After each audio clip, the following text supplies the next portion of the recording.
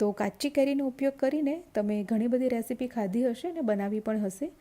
તો શું ક્યારેય તમે કાચી કેરીની દાલ ફ્રાય બનાવી છે? જો નથી બનાવી તો આજે હું તમારા માટે સરસ મજાની ખટ્ટી મીઠી એવી કાચી કેરીની દાલ ફ્રાયની રેસીપી લઈને આવી છું. જો એકવાર તમે આ દાળ બનાવી લીધી તો કેરીની સિઝનમાં વારંવાર તમે આ બનાવશો. તો હું છું Nirali, welcome to my channel Nirali's food world. તો ચાલો મસ્ત મજાની દાળ બનાવી લઈએ. તો તેના માટે સૌથી પહેલાં 1 કપ તુવેરની દાળ લેવાની છે, સાથે અડધો કપ મગની દાળ, 1/4 કપ મસૂરની દાળ. દાળ અહીંયા તમે તમારી પસંદ પ્રમાણે કોઈપણનું પ્રમાણ વધારે કે ઓછું કરી શકો છો. હવે બધી જ દાળને સારી રીતે પાણીથી ધોઈ લેવાની છે.